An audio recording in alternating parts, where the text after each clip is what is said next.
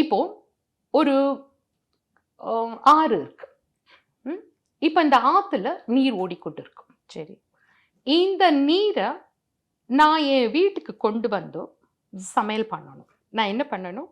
ஒரு பானையோ அல்லது ஒரு பாத்திரமோ எடுத்துட்டு போய் அந்த நீரை மோர்ந்து கொண்டு வந்து என்னோட வீட்டுல நான் வைக்கிறேன். ஆமா.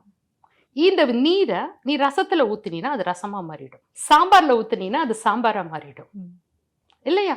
குடிக்கிற தண்ணினா தண்ணியா நிற்கும். என்ன நீர் அது? ஆற்று நீர். இப்ப இந்த ஆற்று நீரை இறையாற்றல், இறைவனுடைய சக்தின்னு வச்சுக்கோ. சரி. இந்த சக்திய நான் சாம்பாரா மாத்தணும். அப்ப நான் என்ன பண்ணணும்? அதை எடுத்துட்டு வரணும் இல்லையா? ஆமா. புரியுறதா? அது ஒரு கலசத்துல நான் கொண்டு வரணும் இல்லையா? இப்படிதான் எங்கும் நீக்கமர நிறைந்திருக்கக்கூடிய இந்த இறைத்தன்மையை நான் அனுபவிப்பதற்காக, எனக்கென்று அதை பயன்படுத்தி கொள்வதற்காக சில உருவ அமைப்புகளையும் அந்த உருவ அமைப்பிற்கு ஆற்றல் கொடுக்கக்கூடிய மந்திரங்களையும் கொடுத்து வழிபாட்டு முறை அந்த வழி அந்த வழி நின்று வணங்கு.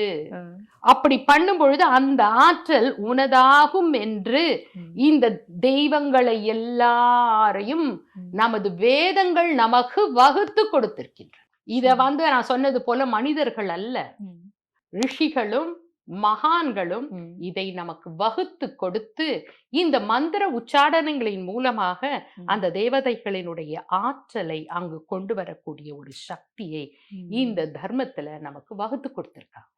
அப்போ உங்களுக்கு ஒரு காரியம் தடையில்லாமல் நடக்கணும், கணபதிய நினையுங்கள். உங்கள் உடல்ல ஆரோக்கியம் வேணும், முருகப்பெருமானை நினையுங்கள். உங்களுடைய வாழ்க்கையில சுபிக்ஷம் வேண்டும், மகாலட்சுமியோட ஆற்றலை கொண்டு வாங்க. ஆனா இவங்க எல்லாம் யாரும் வேற வேற எல்லாம் கிடையாது.